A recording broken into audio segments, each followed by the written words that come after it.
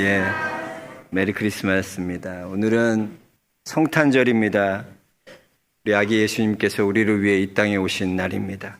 우리의 모든 죄를 대속해 주시고 우리 구원하기 위해서 그 아기 예수님이 이 땅에 오셨습니다. 이 축복된 날, 이 성탄의 이 큰 은혜와 축복이 사랑하는 우리 영락의 모든 성도님들의 가정과 삶 위에 충만하시길 주의 이름으로 축복합니다. 우리 다시 한번 옆 사람 축복하겠습니다. 메리 크리스마스! 메리 크리스마스! 예수님 오셨습니다. 예수님 오셨습니다. 예. 예수님의 생애에 있어서 우리는 예수님의 탄생이라든지 예수님의 공생이라든지 이거는 굉장히 중요하게 다룹니다. 그리고 모든 관심을 갖고 그 예수님의 행적을 돌아봅니다. 그런데 오늘 성경에서 유일하게 나오는 이 누가복음에 기록된 이 예수님의 12살 때의 행적은요, 그렇게 크게 조명받지 못합니다. 그런데 사실 오늘 이렇게 성탄절에 이 본문을 택한 이유는, 다른 이유는요, 여기 아주 중요한 이 성탄절의 축복의 메시지를 우리가 찾을 수 있기 때문입니다. 우리가 이 땅 가운데서 어떻게 하면 승리하고 어떻게 하면 열매를 맺을 수 있나? 오늘 예수님의 12살 때의 행적을 돌아보면서 그 축복의 메시지를 발견할 수 있기를 주의 이름으로 축원합니다. 그래서 오늘 말씀을 통해서 이 메시지를 통하여 하나님께서 내게 주신, 성탄절에 내게 주시는 주의 메시지, 주의 말씀이 뭘까를 여러분 잘 들으시고 깨달을 수 있기를 축복합니다. 오늘 말씀을 통해 하나님께서 우리에게 주시는 첫 번째 메시지는 뭐냐면요, 우리 인생의 성패는, 우리 인생의 성패가 갈라지는 것은요, 여러분 능력 부족 때문이 아니라는 거예요. 능력 부족 때문에 우리의 성패가 갈라지는 것이 아니라 우리의 태도 부족 때문이라는 것입니다. 우리는요, 여러분 능력이 없어도 돼요. 능력은 우리에게 필요 없습니다. 왜 그렇습니까? 우리 예수님께서 전능하시기 때문에, 우리 예수님께는 못하실 일이 없기 때문에, 그분은 전지전능하신 하나님 되시기 때문에 그 하나님이 내 안에 있으면 우리 안에 능력은 필요 없어요. 문제는 뭐냐? 우리의 태도의 문제입니다. 태도. 우리의 태도가 좋으면 능력은요, 얼마든지 하나님 주시는 거예요. 그래서 여러분, 능력 기르려고 이리저리 날뛰고 뛰어다닐 필요가 없습니다. 많은 사람은요, 능력을 기르기 위해 애쓰고 힘씁니다. 물론 그런 능력이 필요 없다는 얘기는 아니지만, 그러나 보다 근본적인 문제는 능력이 아니라 우리의 태도의 문제라는 겁니다. 여러분, 영성이라는 것이 무엇입니까? 무엇이 영성이라고 생각하십니까? 영성은요, 나를 제로로 만드는 게 영성이에요. 나는 죽고 내 안에 예수 그리스도 사는 것, 그것이 영성이에요. 나를 부인하고 예수 그리스도를 따라가는 삶, 그것이 영성이에요. 나는 비록 주님, 나는 아무것도 아닙니다. 나는 nothing입니다. 그러나 우리 주님은 everything, 나의 everything이 되십니다. 이걸 믿는 것, 우리가 그것이 영성이라는 거예요. 이렇게 겸손하게 나를 부인하고 나를 비우는 자에게 우리 주님은 채워주시는 거예요.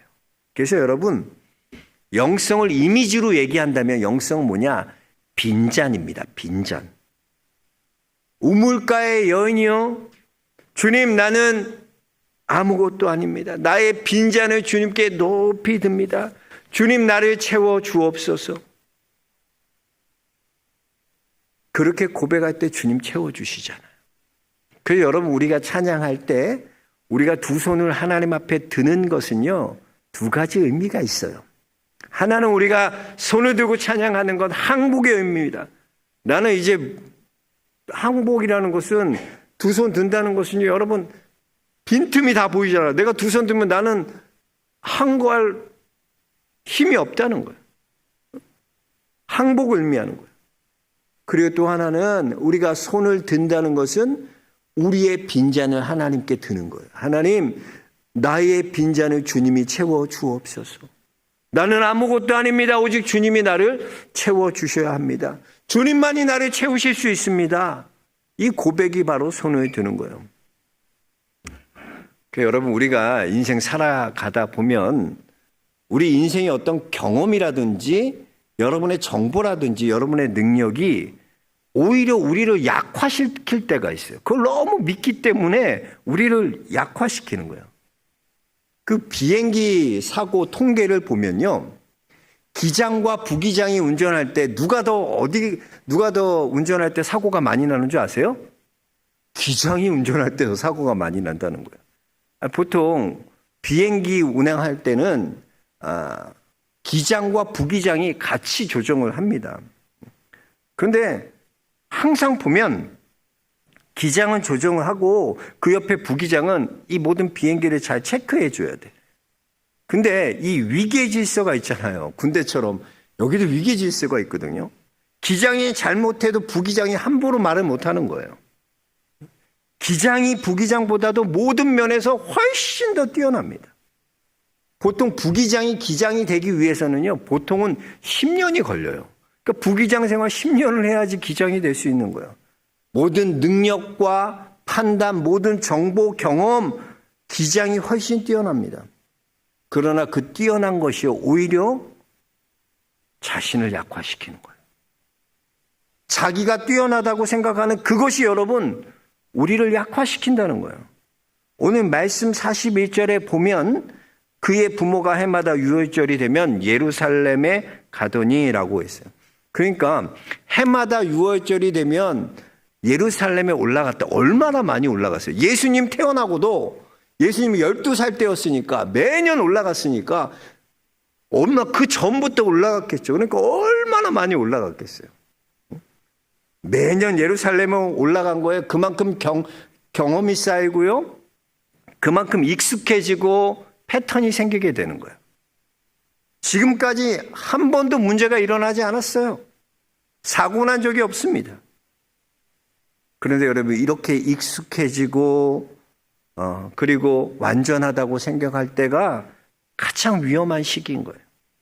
예수님의 부모도 그렇습니다. 자기가 제로 상태가 되어야 되는데, 자기가 제로가 되어야 하는데 자기의 능력, 자기의 경험, 이것이 오히려 자기를 약화시켜. 내가 6월절에 말이야, 여기 몇 번이나 올라갔는데 매년 해마다 수없이 올라갔던 길이야. 실수할 리가 없어. 잘못될 리가 없어. 우리 41절에서 43절 같이 한번 다시 읽어보겠습니다. 그의 부모가 해마다 유월절이 되면 예루살렘으로 가더니 예수께서 12살이 되었을 때 그들이 이 절기에 관례를 따라 올라갔다가 그 날을 마치고 돌아갈 때 아이 예수는 예루살렘에 머무셨더라. 그 부모는 이를 알지 못하고 그랬습니다. 그러니까 지금까지 한 번도 실수한 적이 없어요. 관례대로, 여기서 관례대로, 이 유월절은 관례대로 경험한 거예요. 그러니까 내 패턴이 생기잖아요. 여러분 보세요. 우리도 보면요, 운전하고 가는 길도요, 우리가 뭐 출근길이라든가 퇴근길이라든가 우리가 어떤 일정한 길들은요, 이미 우리 안에 다 패턴이 있어요. 그러니까 내 길로 가는 거, 그거 익숙해진 그 길로 가는 거예요. 그만큼 경험이 쌓이고요, 능력이 쌓이고요, 익숙해지면 내 안에 패턴이 생기는 거예요. 근데 그게 오히려 나를 약화시켜요. 그게 문제라는 거예요. 여러분 그렇습니다. 경험이 쌓이고요, 그리고 익숙해지고 편해지고 아무 문제 없어 보이는 것, 그럴 때 인간은 교만해집니다. 내가 아무것도 아니라는 사실을 쉽게 잊어버려요. 내가 제로가 되어야 되는데 내 안에 내가 꽉 차 있는 거예요. 꽉 차. 아무리 말을 해도 안 되는 거예요. 왜? 내 안에 내가 꽉 차 있기 때문에. 그 예전에 여러분 그 백종원의 골목식당이라는 프로 아시죠? 예, 그 프로가 있어요. 그 프로 보면 거의 망해가는 그런 식당들 찾아가 갖고 함께 백종원이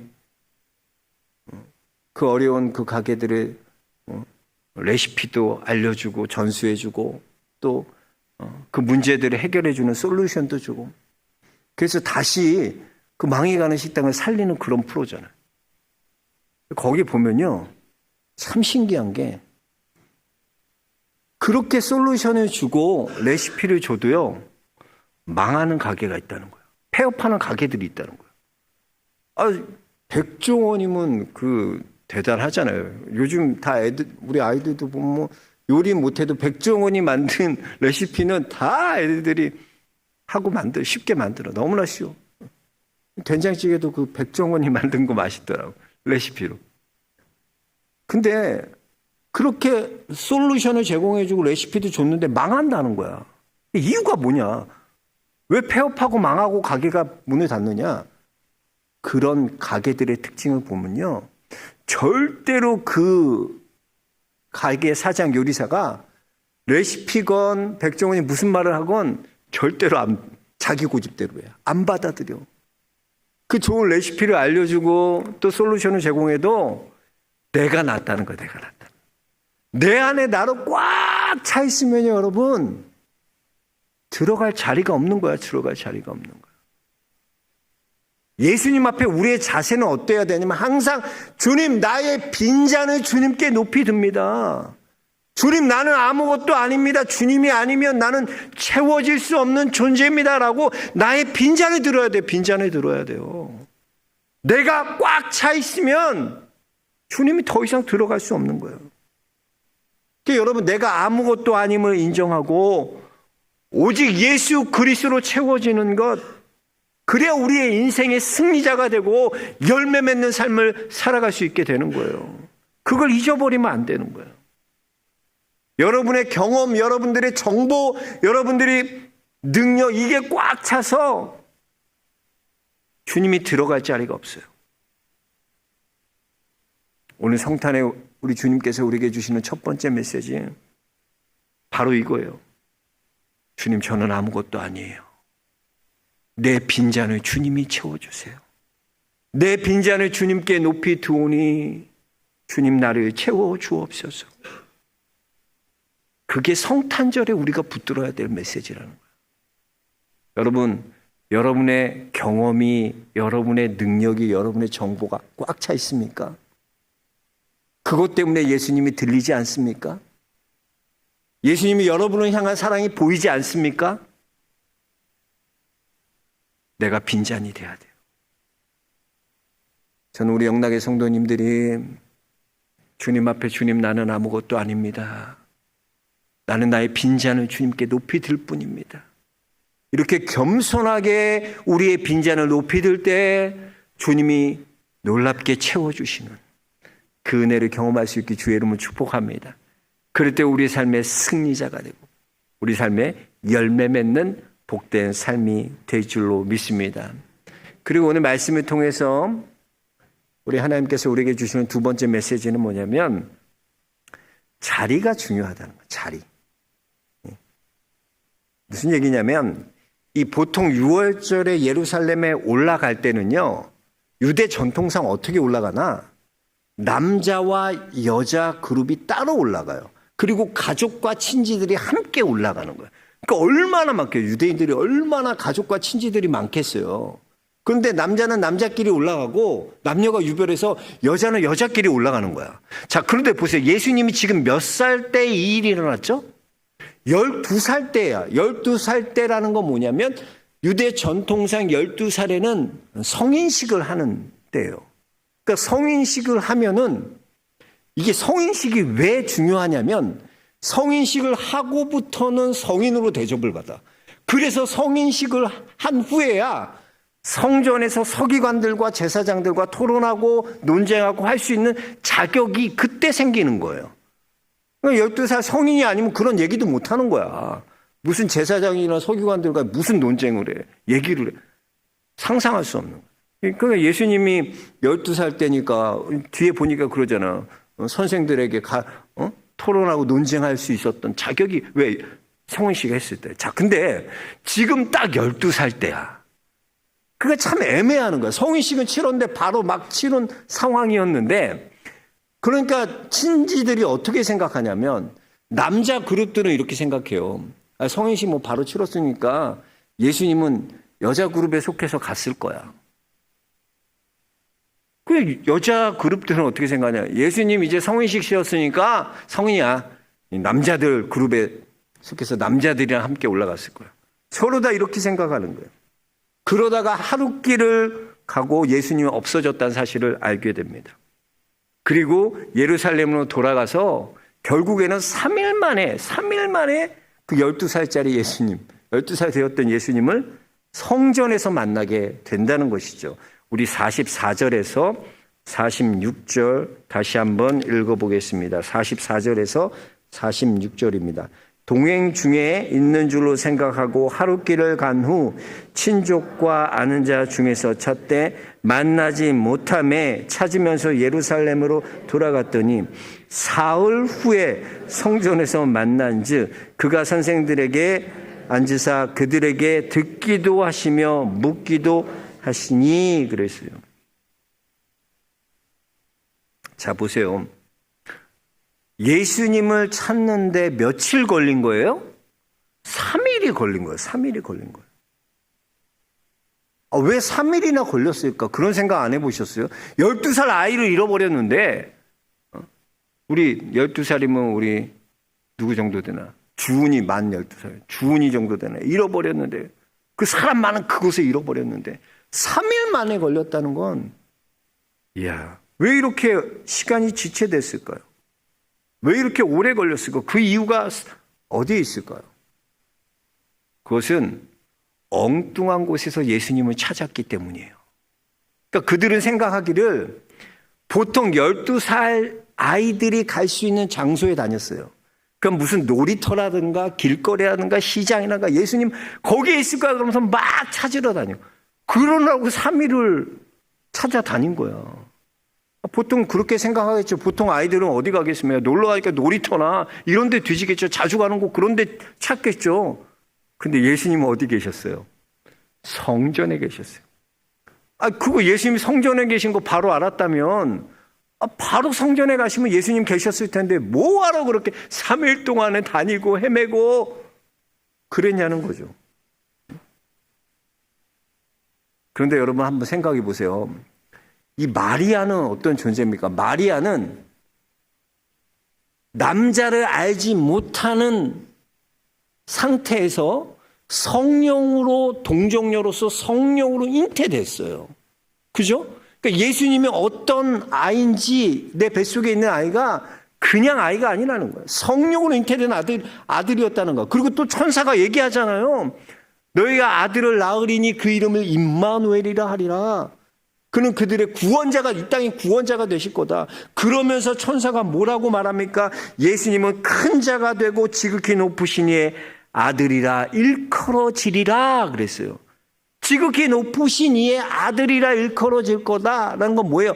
즉 예수님은 하나님의 아들이야를 미리 뱃속에 있을 때부터 마리아에게 알려줬어요. 예수님 누구다? 하나님 아들이야. 그분은 하나님 지극히 높으신 하나님의 아들이야. 그걸 알려줬다면 마리아가 어디로 가서 찾아야 됐겠어요? 예수님을. 예? 하나님의 아들이 어디가 있겠어요? PC방에서 게임하고 있겠어요? 이러고? 야, 빨리. 너 몇 랩이냐 하면서 막 게임하고 있겠어요? 아니면 예수님 그냥 코인 노래방 가갖고 아이들이랑 같이 노래 부르고 계셨겠어요? 아니죠. 예수님은 당연히 성전에 계신 거예요. 그래서 여러분 예수님이 없어졌다 그러면 어디서 찾아야 돼? 성전을 올라가야 돼. 성전. 그런데 엉뚱한 곳에서 예수님을 찾고 있는 거예요. 예수님도 그러시잖아요. 내가 내 아버지 집에 있어야 될 줄을 알지 못하셨나이까. 무슨 말입니까? 내가 있어야 할 자리는요 시장터가 아닙니다. 놀이터가 아닙니다. 내가 있어야 할 자리는요 성전입니다 라고 말씀하고 있는 거예요. 여러분 우리도 그렇습니다. 우리가 넘어지고 실패하고 좌절할 때 한번 가만히 생각해 보세요. 우리는 어떻습니까? 우리를 도울 사람 찾아가요. 우리의 능력을 키우려고 학원을 다니고 공부를 하고 열심히 능력 키우려고 해요. 곳곳에서 좋은 정보는 없는지 귀를 기울이고 그 정보를 듣기 위해 애씁니다. 그러나 여러분, 우리가 돌아가야 할 자리는 거기가 아니에요. 내가 있어야 될 자리, 우리가 돌아가야 할 자리는 바로 예수 그리스도 앞입니다. 예배의 자리로 돌아가야 됩니다. 예배의 자리로 다시 돌아가야 돼요. 오늘 아마도 오랜만에 우리 교회에 다시 새로운 마음으로 오신 분도 계실 겁니다. 정말 잘 나오셨어요. 우리 주님께서는 여러분들의 잃어버렸던 이 예배의 자리, 그 자리로 오늘 불러주신 거예요. 왜? 모든 문제의 해결은요, 바로 이 예배에서부터 시작되기 때문에. 어떻게 우리가 이 모든 우리 인생의 문제를 어떻게 푸는 열쇠가 어디 있냐? 우리는 그래요. 정보를 얻고요, 내 능력을 키우고 도울 사람 찾아가서 이 문제 풀려고 해요. 그러나 그렇게 문제를 푸는 게 아니에요.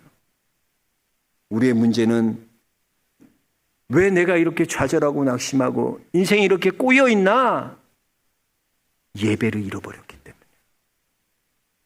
내가 주님과 만났던 그 첫사랑을 잃어버렸기 때문에요. 그 예배의 자리를 잃어버렸기 때문에요. 주님 앞에 나와야 함에도 불구하고 나오지 않았기 때문이에요. 그래서 여러분, 여기에서부터 다시 문제를 푸는 거예요. 오늘 주님께서 오랜만에 주의 부르심으로 또 나는 아내가 오라 그래서 왔어. 난 누가 오라 그래. 그렇게 말할 분도 계실지 모르지만 이것은 분명히 하나님께서 여러분에게 다시 여러분의 인생에 막혀 있었던, 닫혀 있었던 문을 다시 열 수 있는 기회를 주시는 겁니다. 주님 앞에 나오면요, 모든 문제가 해결돼요. 여러분 안에 이 예배가 회복되면요, 여러분이 모든 문제들이 풀려가는 것을 경험하게 됩니다. 그래서 보면요, 보세요. 아브라함이 본토 친척 아비 집을 떠나서 하나님이 가라 하는 곳에 가잖아요. 근데 가서 도착해서 한 일이 뭐냐면 단을 쌓고 예배를 먼저 드리는 거예요. 먼저 단 쌓고 예배, 항상 그래요. 아브라함은 어디를 가든지 먼저 뭐부터 하냐? 단을 쌓고 하나님 앞에 예배하는 거야. 왜? 그게 내 시작임을 아는 거야. 모든 문제의 시작이 어디냐? 예배부터 있는 거예요. 사업하는 분들도 그래요. 시작하면 하나님 앞에 예배하는 예배. 차를 샀는데 우리 청년이 보니까 그래. 차를 사면은 자기가 먼저 안 타. 먼저 하나님 앞에 예배 드리고 타겠다는 거야. 그게 무슨 형식적인 이게 아니라 그 마음을 하나님 보신다니까. 그 마음을 하나님 중요한 거예요. 내가 하나님께 이런 마음으로 하나님 앞에 드립니다. 이걸 하나님 보신다니까. 내가 예배를 얼마나 소중하게 생각하고 내가 얼마나 하나님이 내 삶의 주인임을 인정하는지 주님은 우리 마음으로 아세요. 근데 우리는 맨날 주님이 내 삶의 주인이에요. 주님이 나와 주님 뜻대로 하겠어요. 그러면서 뭐예요? 우리 마음속은 입으로는 그렇게 얘기하고 있지만 우리의 마음은 바뀌지 않는다니까요. 예배의 자리에 나오지 않습니다. 하나님 앞에 나오지 않습니다. 얼마나 교만하고 우리가 뻣뻣한지 수없이 많은 기회를 주셔도요, 주 옆에 나오잖아. 우리의 자리를 잃어버렸어. 주님 우리에게 지금 묻고 계세요. 네가 있어야 할 자리가 어디냐? 우리에게 묻고 계신 거야. 이 성탄절에 너희가 있어야 될 자리가 어디냐? 이게 우리에게 주님께서 주시는 메시지야. 여러분 어디에 계십니까? 여러분의 모든 문제를 푸는 열쇠는요, 예배에 있어요. 주님 앞에 나오는 데 있습니다. 그거 붙들라는 거, 그거 붙들라는 거예요. 예수님은 그걸 붙들려고 우리에게 이 땅에 오셔서 알려주시는 거예요. 봐라, 내가 너의 모든 죄를 대속하고 너를 구원하지 않았냐? 십자가에 죽었지 않냐? 이로 말미암아 너는 하나님 자녀가 된 거야. 내가 이렇게 너를 위해 죽었듯이 이제는 네가 너로 사는 존재가 아니라 내가 주인 돼서, 하나님이 주인 돼서 주님으로 사는 하나님의 자녀들이 되어라. 성탄절 여러분, 성탄절을 생각하며 주님께서 우리에게 주시는 메시지 두 가지예요. 여러분 장 꽉 채워져 있습니까? 지금도 여러분 모든 정보가 꽉 차 있고요. 능력이 꽉 차 있고요. 내 경험이 꽉 차 있고요. 그래서 내겐 빈잔이 없어. 너무나 채워져 있어서. 여러분의 잔을 비울 수 있길 바랍니다. 주님, 나는 아무것도 아닙니다. 내 빈잔을 주님께 높이 두오니 주님, 나를 채워 주옵소서. 주님, 이제 내가 잃어버렸던 내 자리, 이 예배의 자리, 주님과 관계 끊겼던 이 자리 다시 돌아갑니다. 다시 돌아갑니다. 주님께 나가오니 주님, 내 삶에 승리하며 열매를 맺는 삶 되게 하여 주옵소서. 결단하고 여러분이 이러한 삶을 살아갈 때 여러분 삶에 놀라운 승리를 경험하고 열매를 맺는 복된 그런 성탄절이 될 줄로 믿습니다. 그런 결단이 있고 또 그런 고백이 있는 우리 영락의 성도들 모두 될 수 있게 주의 이름으로 축원합니다. 하나님 감사합니다. 감사합니다. 오늘도 말씀하여 주심에 감사합니다. 이 말씀이 깨달아지게 하여 주옵소서. 주께서 이 성탄절날 우리에게 주시는 이 두 가지 메시지 붙들고